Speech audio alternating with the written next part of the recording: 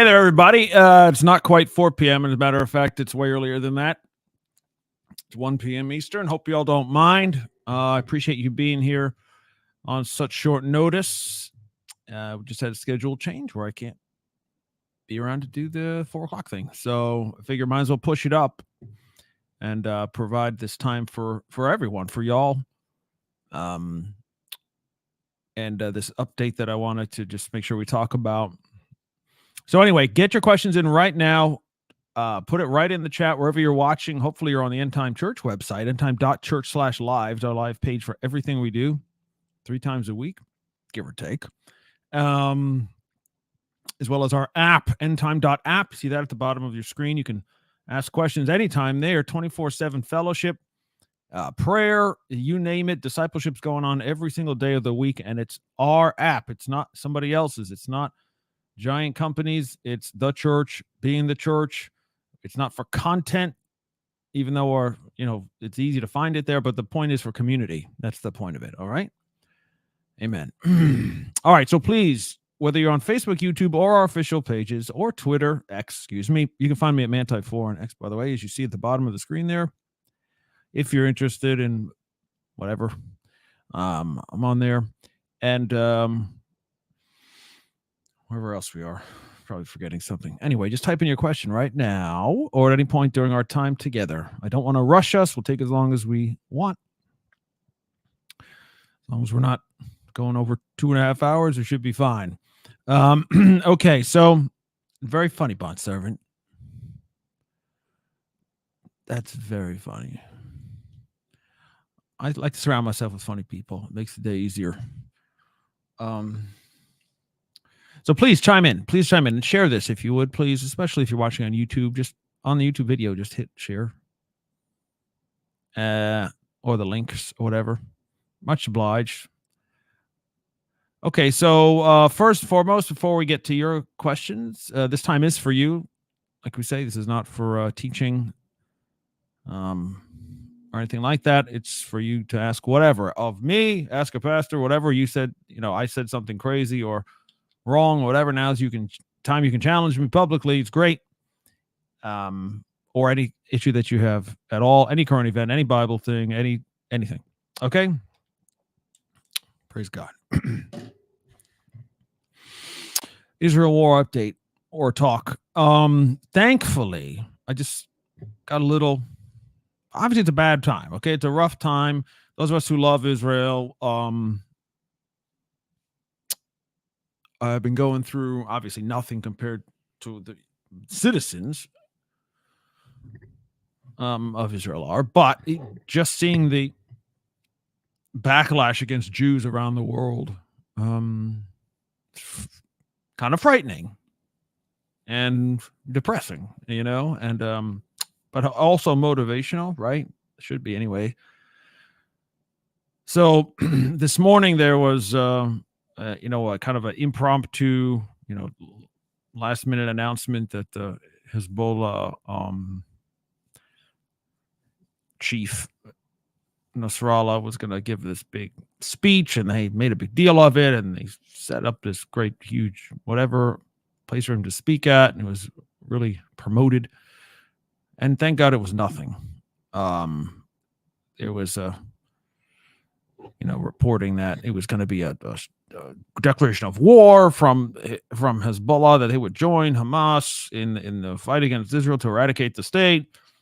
And all the Shia militias from the axis of resistance, quote unquote, would be joining in that, and all the Shiites from the world would attack. Well, no. And actually, I didn't read all of the statement that he made, but I do try to keep up with it to see, what these guys are actually talking about, and so it doesn't get spun on me.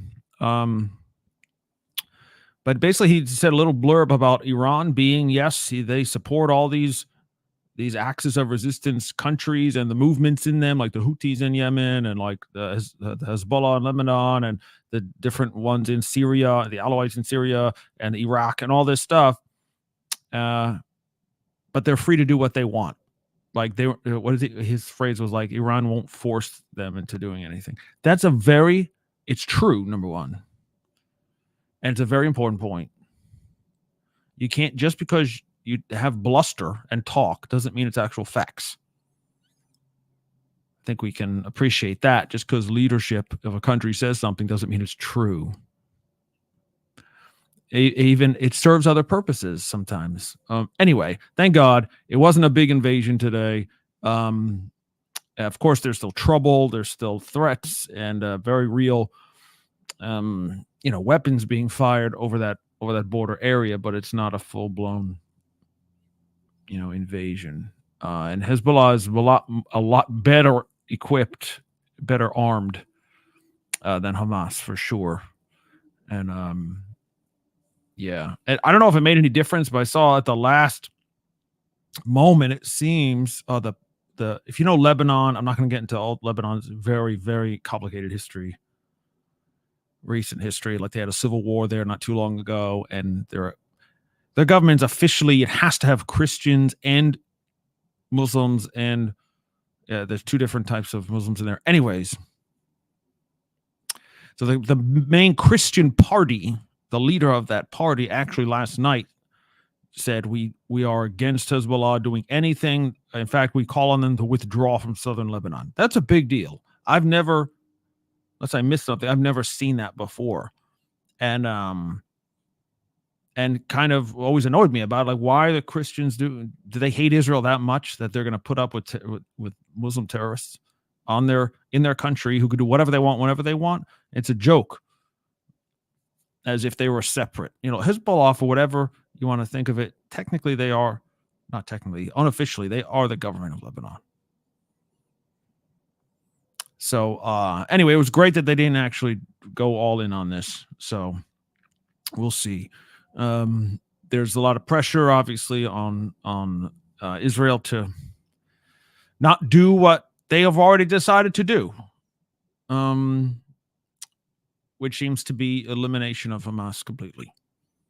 That's what they've said, and the progress on the battlefield has been very fast, and that seems like they've already sliced Gaza in half to the north and the south, to cut it into two. They can't communicate. They can't, run supplies or whatever. They're actually going to have two different pieces to, which is good for, obviously, the military intervention to do things like that. Makes it easier. And the Gaza City, I don't know if they're in the city right now or they're real close to surrounding it, which is the capital, the major city in the Gaza Strip is the city of Gaza.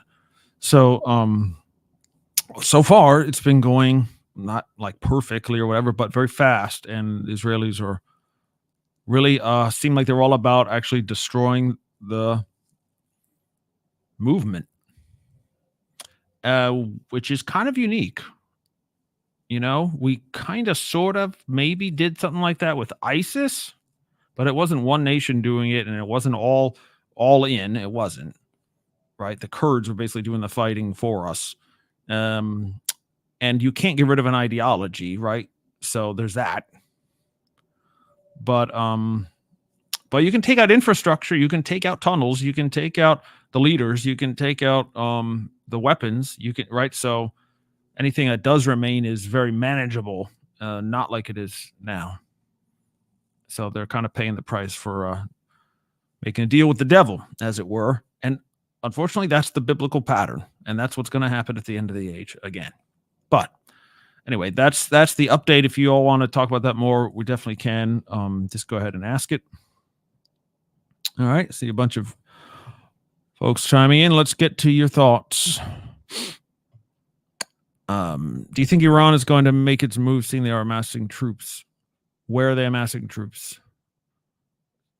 Within Iran?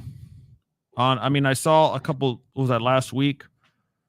They were building up, they're putting tanks and stuff in the Khuzestan or whatever province, which is prophetically significant because that would be the preliminary move before you actually move your tanks out of your country and into another country, which is what the move that bondservant's talking about, and that is Scripture.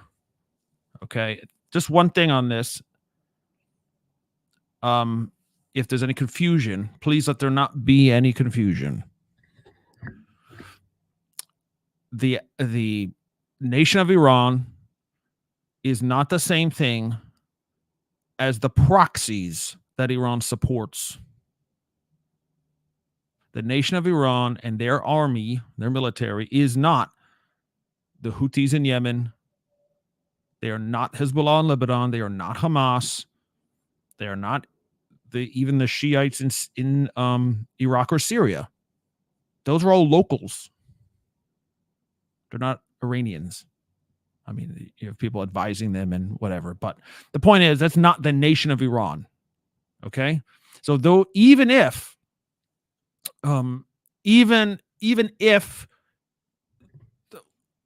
get straight, camera. I have a certain angle that I want. Okay.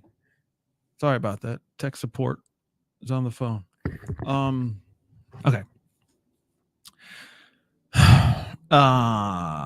Okay. So even if these axis of resistance, what they call the axis, is because they're different countries: Yemen, Iraq, Syria, Lebanon, Hamas, whatever. Hamas is not part of it, but anyway, if they all even decided, like today with this speech, if it was announced, all the axis of resistance is actually going to fight Israel and destroy the Zionists, that's not Iran. That is not the same thing as Iran attacking. And it's certainly not a fulfillment of Daniel 8. And just like events of history are not what Daniel 8 is talking about. You can't just wait it out and say, well, back in the day, this was the region of the north, king of the north, therefore at any moment this is going to happen. That's not the way it works. Okay? Hopefully somebody understood that. Hello, Tiki. It says, do you think Gog is the animating spirit that will enter the Antichrist? The chief prince reference leads me to think so. Similar to Prince of Persia and Greece, I don't think it's Russia. Well, no doubt it's not Russia. It's not, because when you say chief prince, that's the Rosh, like Rosh Hashanah, first of the year or chief of the year. Rosh means the chief or principality. When you say prince, principality is a valid comparison. Then it says chief prince of, and then it names nations within Turkey, basically. Is he saying that's the principality over those parts of Turkey? And I don't know. Gog he's an individual. It's a name that God gives to the Antichrist, one of the many names, like King of the North, like the final King of the North, like the Assyrian, right? So all those things have to be weighed out. So I don't know about a principality, but it says of the land of Magog. So the land of Magog, we know where it is, and it's not Russia, and I tend to think it's not a spiritual entering thing, but it could be. MVK Delta, what's up on YouTube? Do you think this war will blow over quick, or do you think it will escalate into something much bigger? By the way, please continue to ask regardless of what forum you're on. I will get to it today. I pinky swear.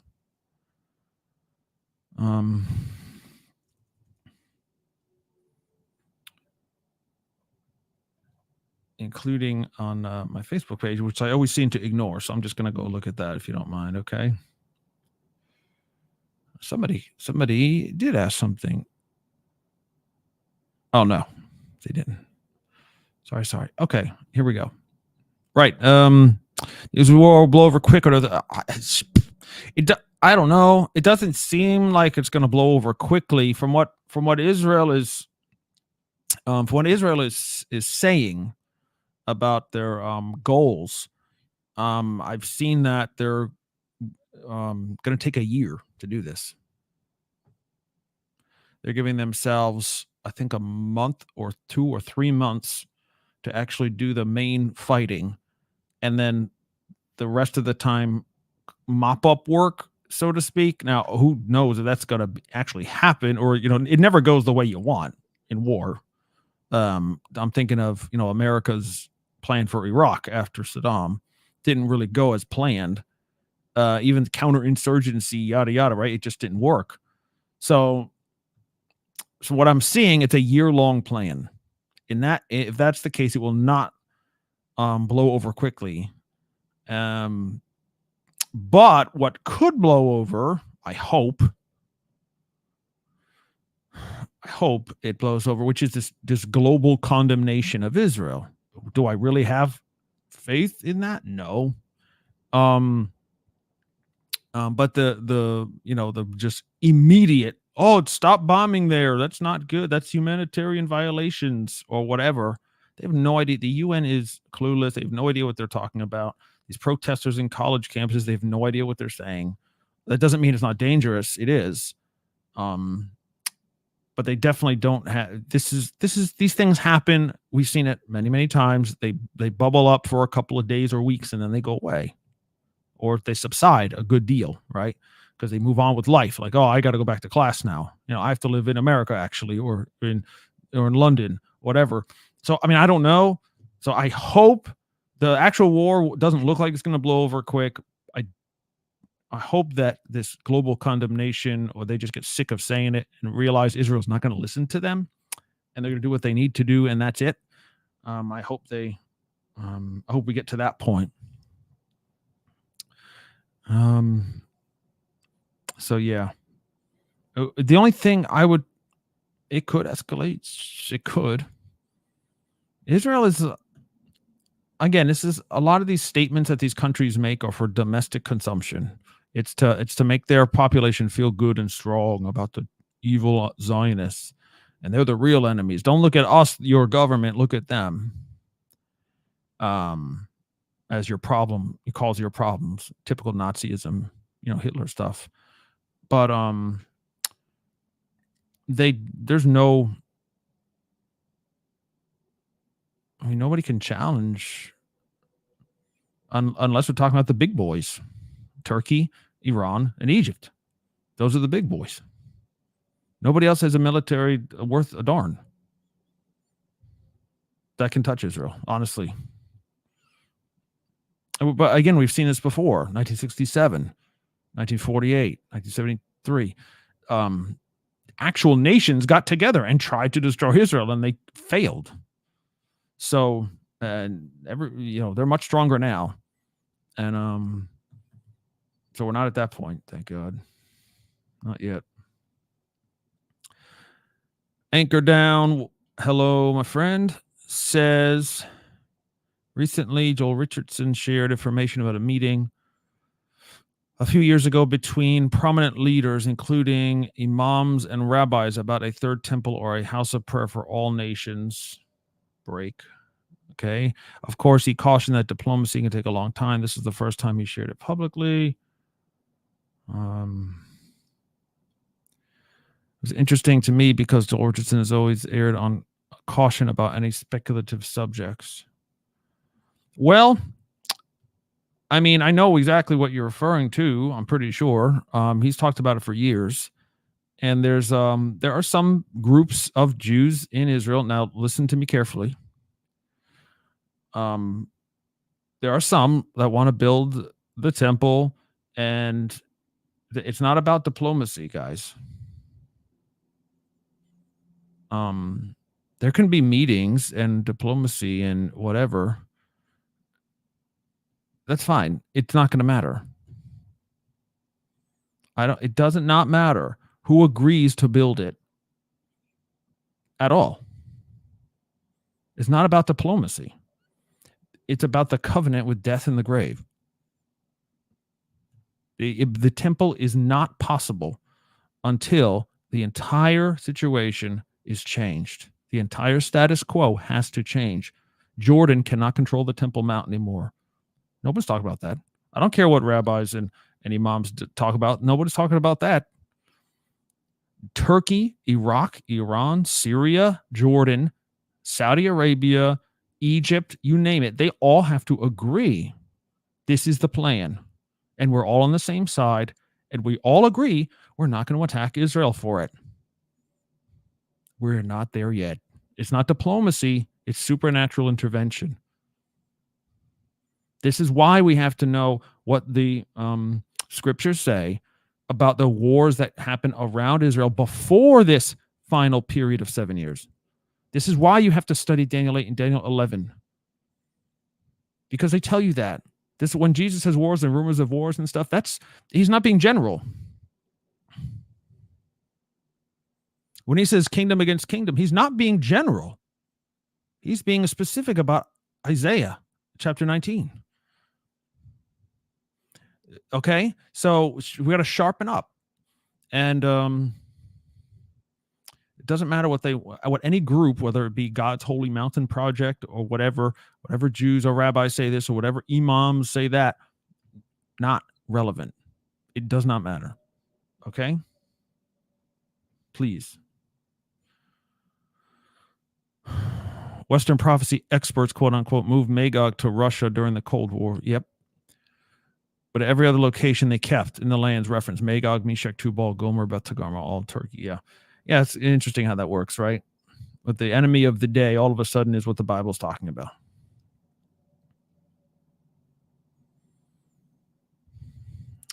Read a couple of reports that a main leader of Hamas in Gaza ran to Iran. That's possible. Iran's paying a lot of the bills now, but the spiritual home of Hamas is Turkey and Qatar. Turkey and Qatar. In fact, Qatar is where a lot of these guys have been for years. Hamas side. Right. I have a question. Excellent. Before you stated that Satan right now is in heaven, not on earth. Yep. But in the book of Job, it says he roams on the earth. What am I missing? Nothing. That was Job. That was a long time ago. When he said that in Job, he was in heaven, right?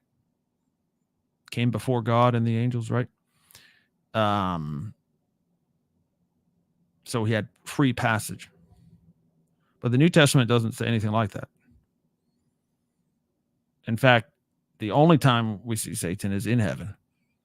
And you can make a very scriptural connection when Jesus says, "Get out of here, Satan," in Matthew 4 and Luke 4, in the desert temptation. When he said, "Get behind me, Satan, get out of here, never come back," he actually banned him from the earth. So, yeah.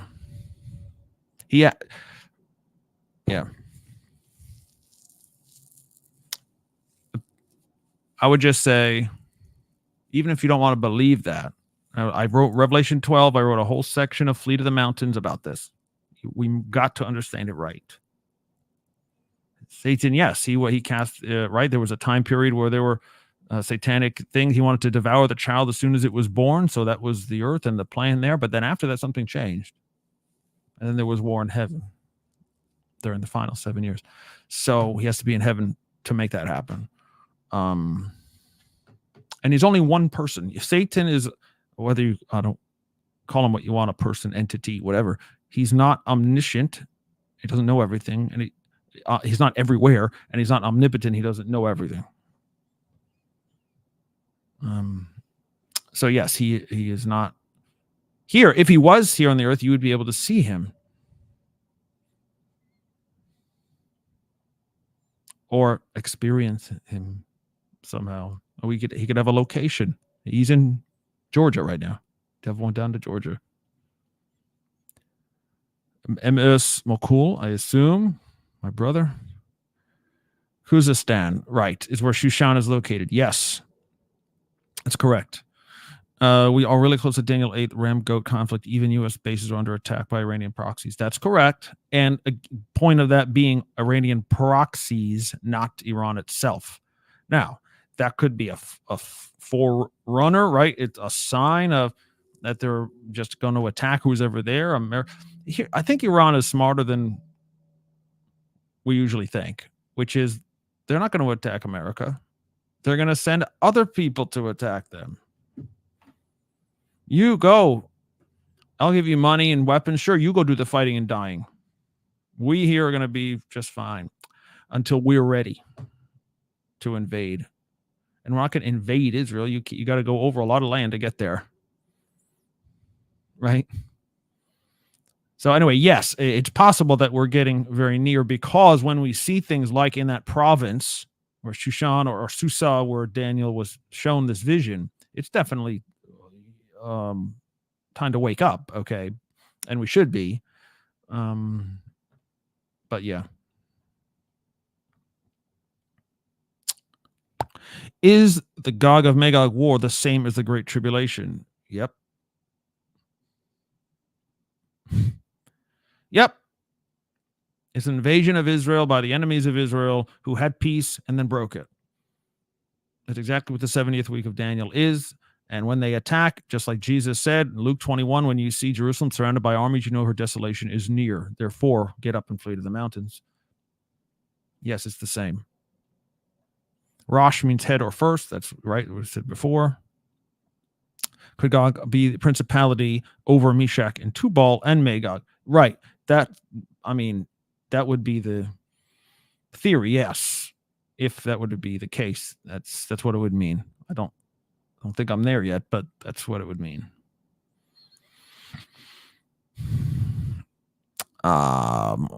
Just Gog, Gog, just thinking of the letter to Pergamos, right? Was his Revelation, where the Lord is telling us where Satan's seat is and where he dwells.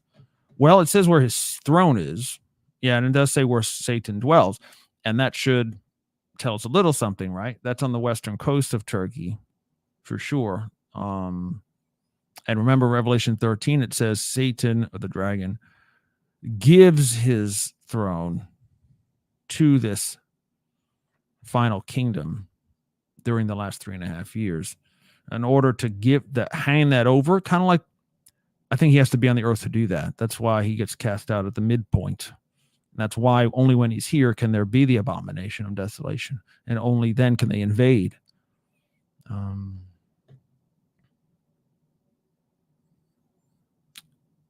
Yeah, like when Satan was on the earth tempting Jesus, he was actually making an offer.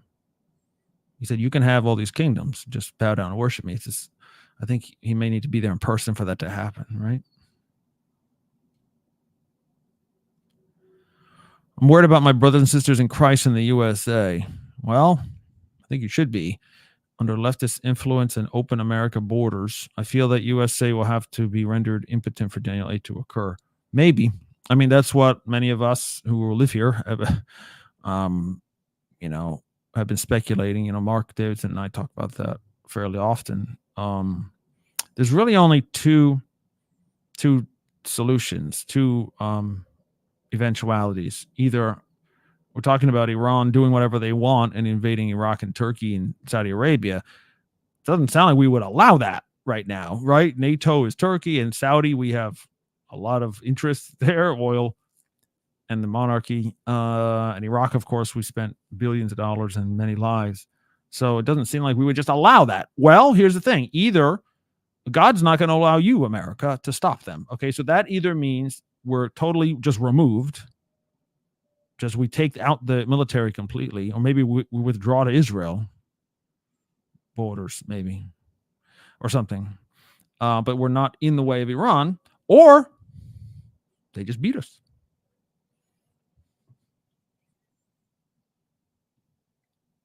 Vitor, hey brother. Yes, from Portugal, my brother. Has been a long time. Well, thank you for being there. Well, yeah, man, of course. God bless you. I hope we see you more, Vitor. We'd love to have you whenever you're available, man. Endtime.Church. Spread the word, y'all. Okay? Endtime.App. You see it at the bottom of the screen. It's not a joke. Go get it. Use it. Give the Gospel of Jesus on YouTube says, probably not their real name, although that would be fun. The covenant, everyone needs to agree. Yes. It can all be over if they will open the word and realize they're fighting God, and they could also flush all the tunnels in no time. You're talking about Hamas, obviously. Yeah, well, they're not going to open their word of God. They need preachers to preach to them, and then they have to believe it. You're welcome. Right, no problem. Well, cool. Wars and rumors of wars, kingdom against kingdom, specifically referring to the wars of Daniel 8 and 11, Middle East. Yes, I believe that's exactly what it says. And not to wars and conflicts around the world in general. That's correct. That's my teaching. That's my understanding. Yes. And because mostly, other than there's being scriptural backup for that, it makes sense because Jesus is giving us signs of his coming. And it has to be near the time when he comes. Otherwise, it's not a sign. To say wars and rumors of wars, just like generally, like we had World War I, we had World War II, we had the Cold War, we had Vietnam, we had 1,000 other wars, but they're not signs of his coming.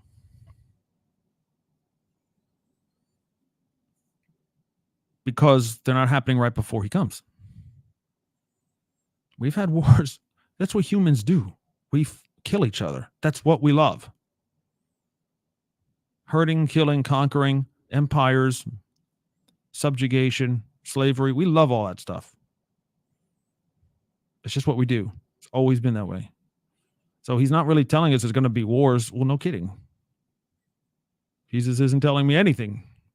He's saying at the time of the end, you will know about it because there are specific wars that are mentioned in the scriptures, in the prophets. There are specifically a mention of kingdom against kingdom. It's only one place. Go study that. Then you'll see what the process is to know that my coming is near. This is what I'm talking about, right? Okay.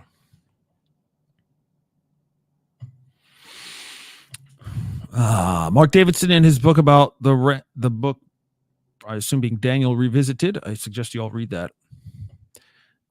His book about the ram going westward, he is talking about with the reality ISIS was still there in Iraq. Well, he wrote the book well before that. So ISIS is no longer a force. Right. What do you think keeps Iran back right now? Well, this is God. Yeah, he wrote the book in 2012, maybe even 2011. So it was pre-ISIS.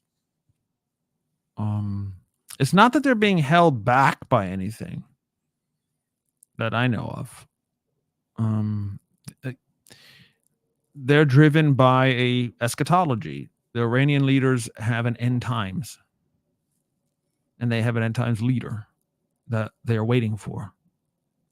Call him the 12th Imam, the Imam Mahdi, whatever. This one will be the one who leads them out in battle. That's probably, if anything's delaying them, that's that. Or it could just be they're just going to prop some dude up, whoever they have to, when the time is right, when they think they can strike. And that time isn't yet. And maybe even if they want to, God is not allowing it yet. All that stuff. So ISIS really was not a consideration. Now, I think, if we're talking about my personal view, it's a process, right? Daniel 7 gives us a process of how the beast comes, and he doesn't just show up out of nowhere.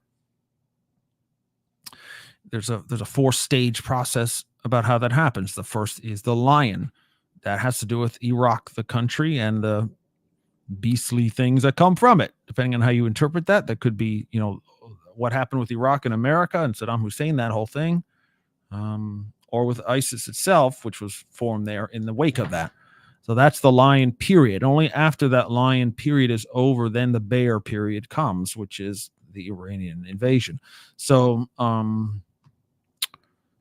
yeah, as long as that part 1 is done, then part 2 can happen. And then only when part 2 is done can part 3 happen, which is why Turkey is not going to do its thing yet, because it's not their turn.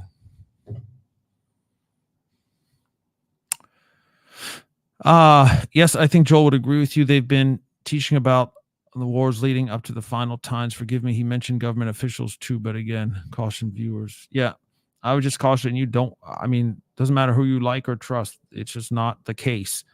It's not going to be brought about by some kind of negotiation, short of the final one.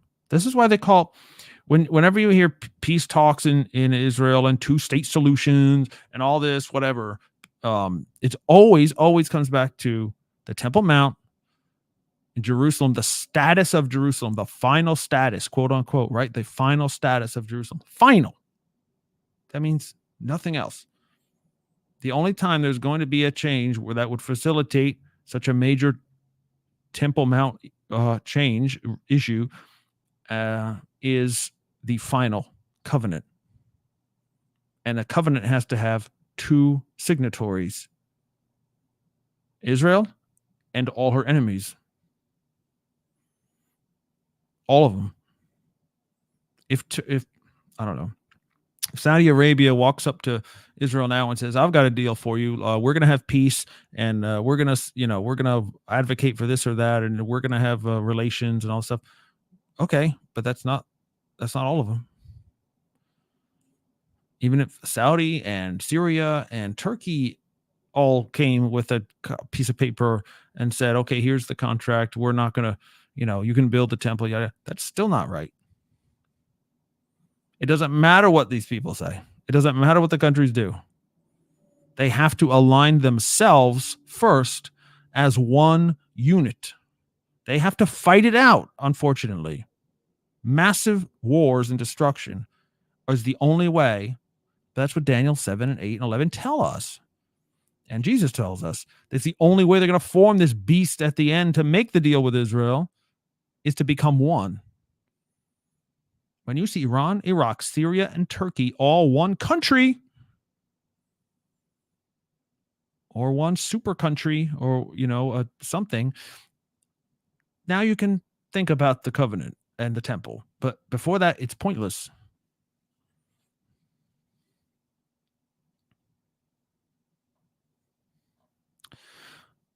Just thinking about how they have to go through a lot of territory. Yeah, right. Trying to figure out how maybe the use of proxies like Hezbollah will be used. But again, okay, I hear you, but it doesn't say it's going to use the Lebanese to, okay? Look, I'm not trying to say every detail is going to be known exactly. I'm not saying it's not worth talking about or thinking about or speculating somewhat.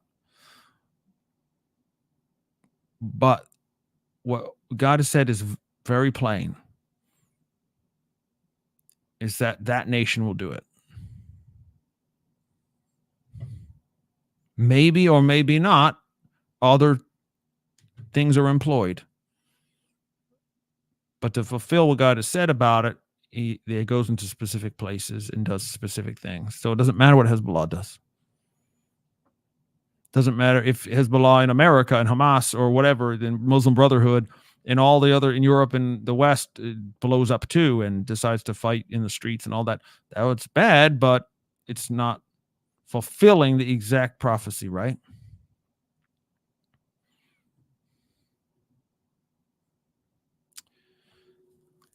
The bear has 3 ribs, which matches the ram in 3 directions. That's correct. Yes. The symbologies match up for a reason, just like the one after that has a 4-headed leopard and ends up having 4 horns of the goat.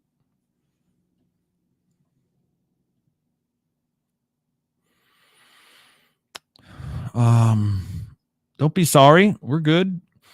Sometimes wonder if Iranians really believe their view or if it's a tool for oppression. However, someone rises and actually believes it, kind of like Hitler. Well, the mullahs really believe it.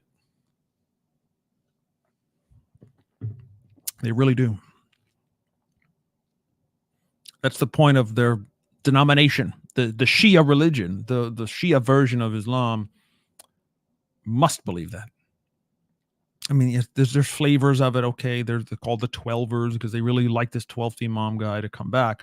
But the point is, they do all look at themselves in an eschatological way. They're the ones to bring true Islam. They're the ones to purify the ummah, the Muslim world, before they get to the Jews. And that's exactly what the invasion is about, really.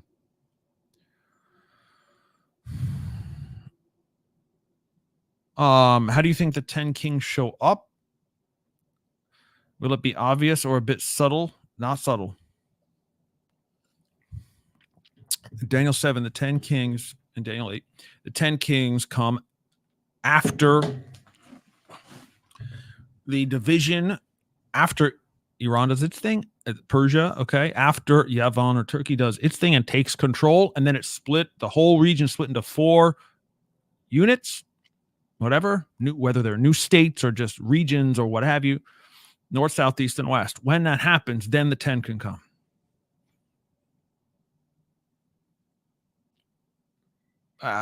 Did they elect themselves? Did they say, okay, we're part of these 4 regions and we're actually 10 leaders in these 4 regions of former countries? Maybe.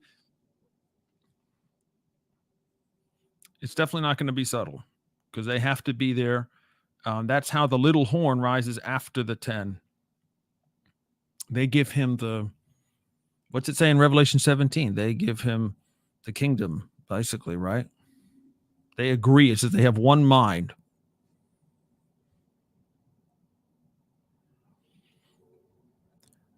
The words of Daniel 8 and 11 will probably shake up the global church and make her more interested in the prophetic scriptures, maybe. Because right now, the global church is simply not too interested in prophecy. Well, there's no doubt about that. I think that's probably true, Mokul. I mean, even just anecdotally, from doing this stuff and going to church on Sunday in my local fellowship, a lot more people are bringing it up to me because I'm the end times guy. But yeah, probably it would at least stoke the interest. I know you hate speculation. I like to look in and outside the box to see if there's anything we could miss. Oh yeah, totally. I'm for it. I'm for it. I just don't teach it. You know what I mean? If we go into my kitchen, and sit down and talk, speculation's fun or allowable for sure. It's just that from this perspective, from this seat, as it were, I can't do it. And I don't want my folks to do it who the Lord has given me. Bet you don't feel very nice about that now, do you? They definitely need Jesus. Well, of course. Yeah, man. Keep thinking out loud. It's no problem. Dear Sarah, what is happening, sister? Okay, have you been what time is it? 44 minutes in. Wowzers. All right, Facebook check. I'll get Sarah, you're next for sure. I just want to make sure I'm not missing, because like the past couple of weeks, I've always missed somebody.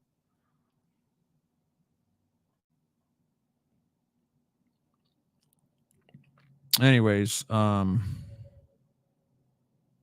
oops. Oh, maybe it never started on my Facebook page. That's tremendous. Oh, I know why, because it's still set for 4:00. Darn it. Anyway, sorry. Have you been following what the Pope is saying about all this? I haven't, actually. I saw an article saying they wanted to give temple items back to Israel. Never heard that myself. I don't know. I might have missed that. What temple items does the Catholic Church have exactly? I don't know. The only thing I heard the Pope mention the past couple weeks is typical fluff, honestly, from that guy.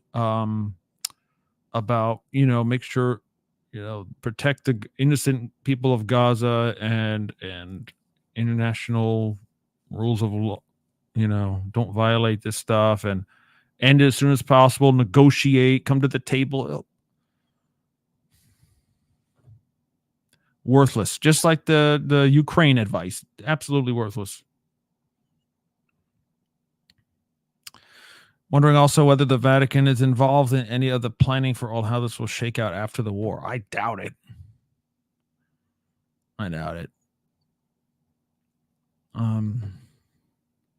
Other than those, there's a couple of old churches there in the country.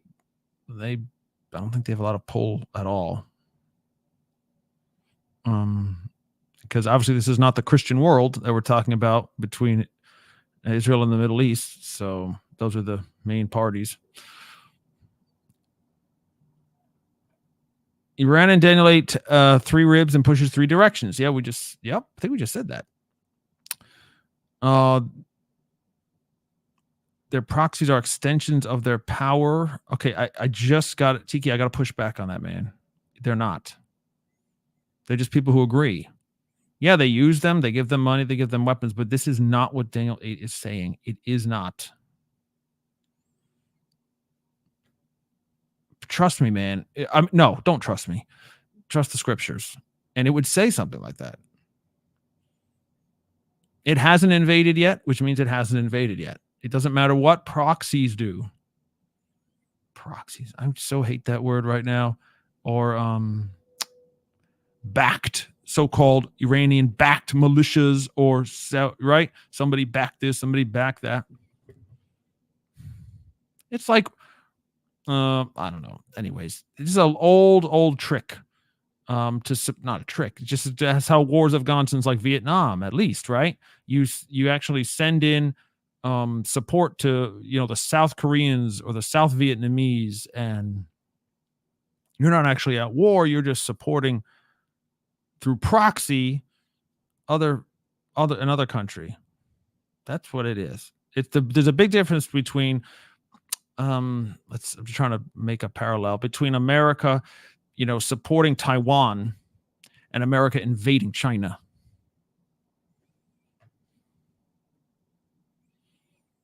Right? If Taiwan were to invade China, that would be a move. That'd be bold. Right? But that's not America doing it.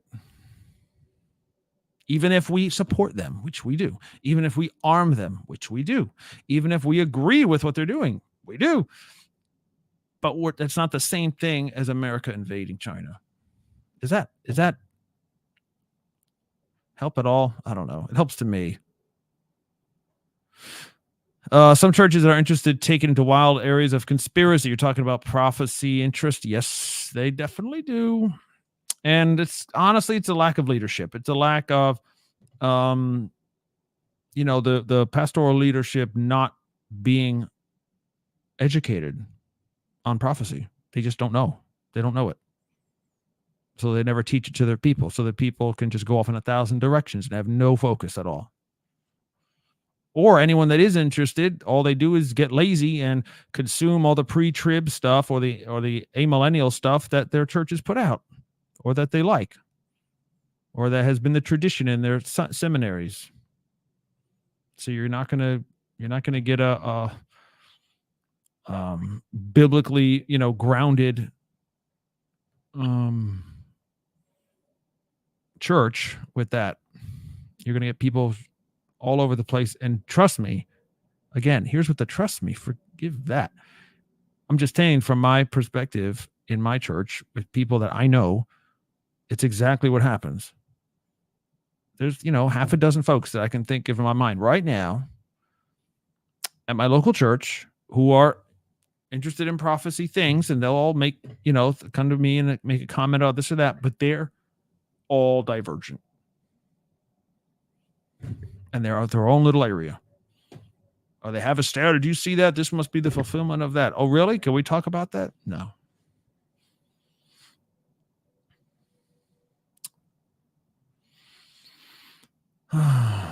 Anyway, back to this. I don't want to insult you, brother. It's not my intention for sure. Hezbollah is not the north of Iran. Yemen, yeah, okay. And Hamas is the west, eventually. But again, with the Hamas thing, guys, Hamas is not Iranian. Hamas is not Shia. They're Sunni.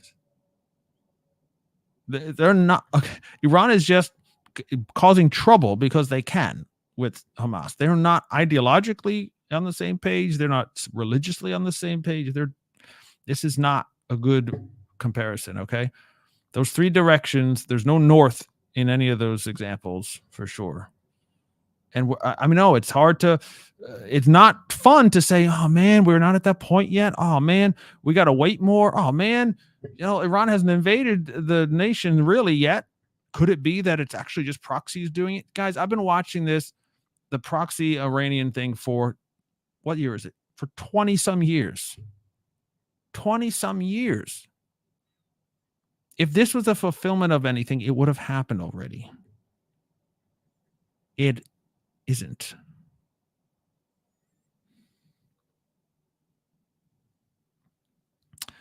Send me the link. Yes, please. You're talking about the Pope thing, right? Yeah, I just got something from you. Very good. Thank you, Sarah. Dr. Sarah, everyone. Professor. People say the Vatican still has the items from the Second Temple in their vaults. Items depicted on the Arch of Titus. I'd like to know what that information is. Like what? The menorah? I'm thinking of Arch of Titus. I see a menorah. I see the Ark of the Covenant's on there. Yeah, I'd like to know more what they allegedly say they have.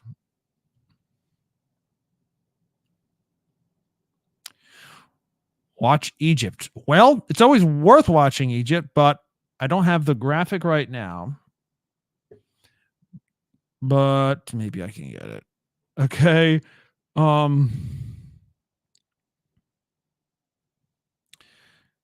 Give me a second.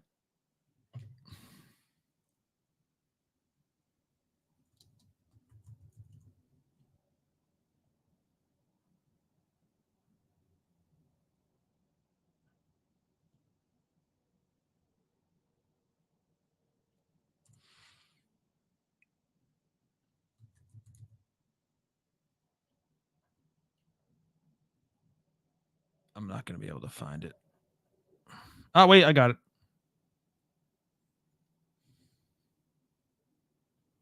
Stand by for transmission.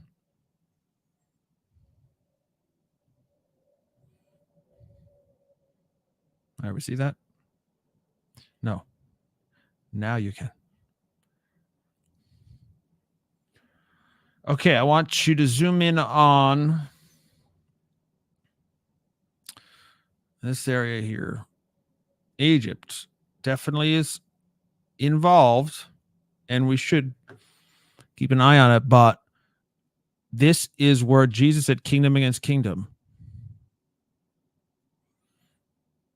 And it's Egypt is not going to be going along with this caliphate thing until the very end. That's what it means. They're not going to want to get involved. They're doing that now. They could definitely be a player in this and whatever, but as far as prophetic things go, when you say watch, this is where we watch. This is the order. Okay? These are the things we're told to look for. Wars and rumors of wars, right here. Whoops. Right here. Right? Kingdom against kingdom. Isaiah 19. Then we have the covenant with death in the grave, which brings about the final 7 years. Right? That probably confused everybody. But there it is. So if we see a movement from Iran, from the prophetic area, that will be a heads up. Yeah, I guess. Or will it just really suddenly happen as indicated in the vision? The ram's butt, not always ram's butt. They don't always run out just thinking like boom, boom, boom. Yeah, that's how they attack. But Daniel 7, suddenly a bear.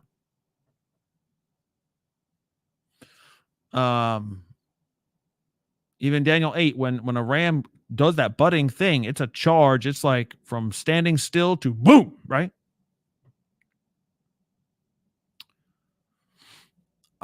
It's going to be sudden, yes. It's going to be surprising, shocking. When it says take, even with the second seal, where it says it takes peace from a great sword, so they've got a great weapon of some kind, or weapons, whether that's spiritual or physical, is a nuclear weapon, I don't know. But they've got a great sword, and it says they take peace from the earth. And people like Mark Davidson have said that actually means peace of mind, like you don't feel safe anywhere. So it will be a massive change quickly.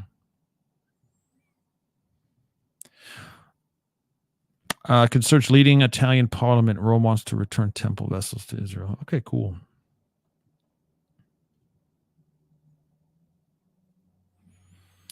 London hosts the Gog and Magog statues. I've seen them almost 10 feet tall. Well, I don't know what statues you're referring to there, but Magog is not a person. It's a place. I don't know what it's come to mean after Ezekiel, but he says of the land of Magog. So the Magog is a land. And it doesn't, I don't know why London thinks they're cool if they're there, but it has nothing to do with England. Just tagged you on Twitter, Ari, the Temple Vessel article. All right, cool. Vatican probably didn't appreciate them being called liars, though. Just said it was news to me. I've never heard that before. Ignorance. I plead ignorance. Okay, here it is. The menorah from the Second Temple is in the Vatican vaults, according to some people. And maybe some more items from the Second Temple. To me, that would be the challenge of it, is how do you prove it? That's what it's from. Of course, they claim that. The Vatican claims all kinds of stuff that isn't true. Just saying. Or that's exaggerated. Or that it's a tradition, but it has no evidence behind it. Hello, Claudia. Yeah, well, bless the Lord. Atlantic is between us. That's okay, though. I trust you too. Member of Endtime.Church, Claudia, by the way. I encourage you all to do that too. If you don't have a church, if you just want to talk about these things, if you think prophecy things need to be done and your church isn't doing it, or maybe you're not in a church, Endtime.Church is for you. That's why we made it. That's why, one of the reasons why it was created, why God did that, is to provide you that community, that family. So we'd love to have you as a part of that and shepherd you on the way. Okay, so please join Endtime.Church if you will. No obligation, other than if you go to sign up for membership, you see what's expected of you, and it's not much. Ari, Egypt and Isaiah, I think, talks to a fierce king over them. Yes, a fierce king from Assyria, actually. Well, let's see. It has what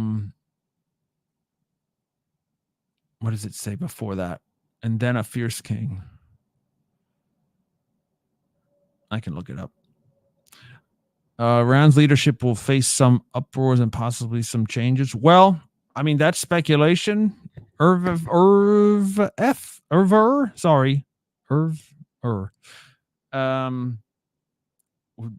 Scripturally speaking, we know that if there's an invasion by Iran, their leadership will be changed. All right, they will be executed and removed by Turkey. That's what the Bible says. Okay, it's not going to be from within. Now, unless it's going to turn into more extreme warmongering, apocalyptic thinking, like the 12th Imam's going to actually come in and take over and kill all the leaders and himself, run the show, maybe. But it's not going to be a people's uprising or anything. It's just not going to happen. Endtime.Church is also present in YouVersion. That's correct. If you have the YouVersion app, you can just search up as your church. It says find your church. Just type in Endtime.Church, and we can read the Bible together and have community on that too. Amen, brother. Amen. Thank you. So Vitor is you're in Portugal. That's not Claudia. Remind me, you're in Romania, Bulgaria. Boy, sorry about that. Somewhere up there, right? That's not really close to Portugal at all. Anyways, bless you, Vitor. Oh, Isaiah 19, a fierce king, and what's before that? Let's see.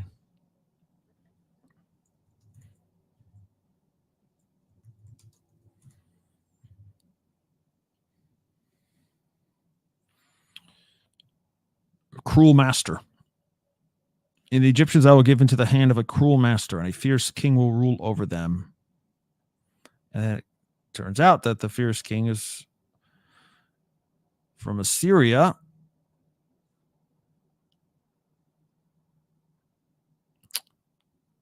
Will strike Egypt and heal it. That's the great prophecy at the end. Anyway.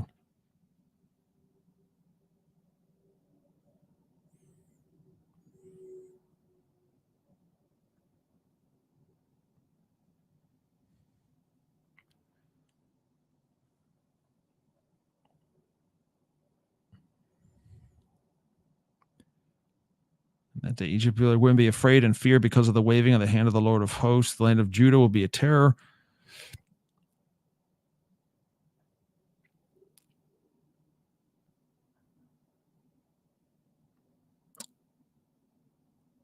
It will cry to the Lord because of the oppressor. Anyways, it's very interesting. And it starts off with verse 2. I will set Egyptian against Egyptian, everyone against his neighbor, city against city, kingdom against kingdom.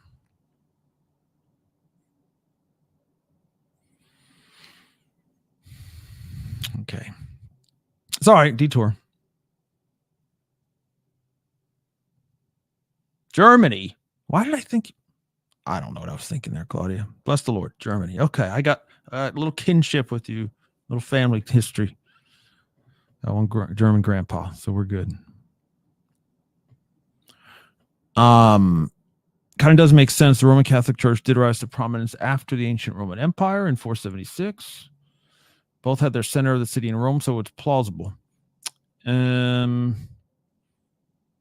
If the Romans plundered the temple and they kept the stuff, see, but like what was in there is my question. I understand the Arch of Titus, but right, some things Nebuchadnezzar took, and then some of that was returned. So I don't know. It's very fascinating. I have used Logos. I never paid for it though.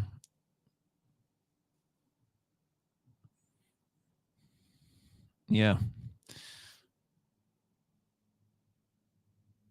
Oh, hang on a second.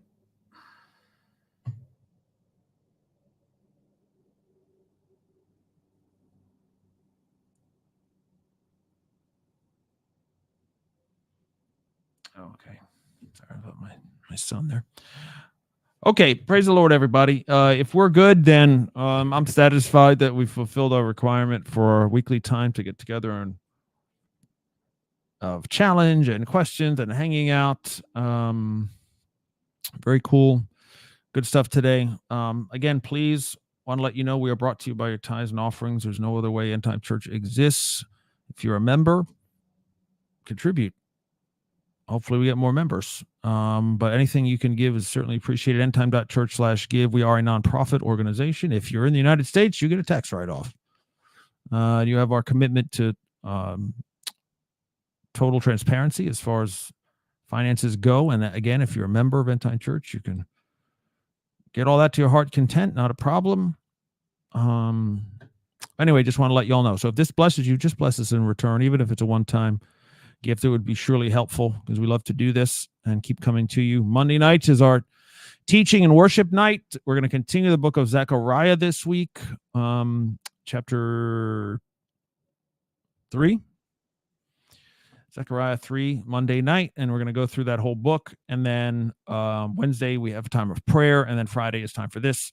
So anyway, we want to do this at least and have the app there every day open for, just the church being the church. And so please take advantage of it. Okay. Don't contract it out to somebody else. Don't assume whatever. Just if you're led to it, be a part of it. Okay. If this blesses you, bless in return. Amen. Wait a minute.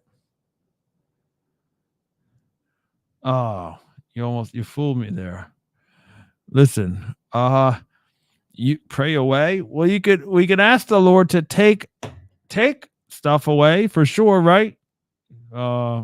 Pains and body things that are happening for sure.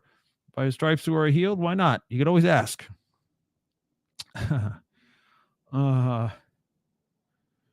You're asking about Logos because a lot of reference work has the idea of past fulfillment. Yeah, it does. The short answer to that is Daniel was sealed.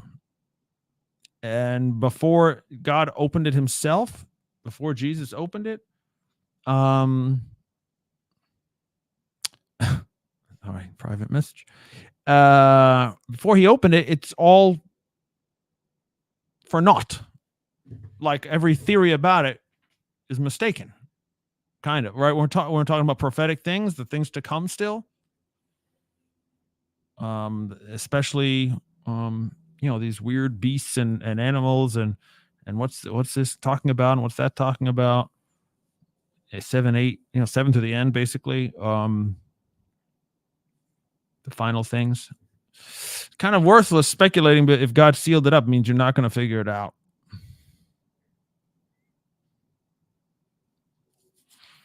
Don't forget Jacob's Refuge. We certainly cannot. Jacob's Refuge was founded as a fund. It exists as a fund, a nonprofit organization to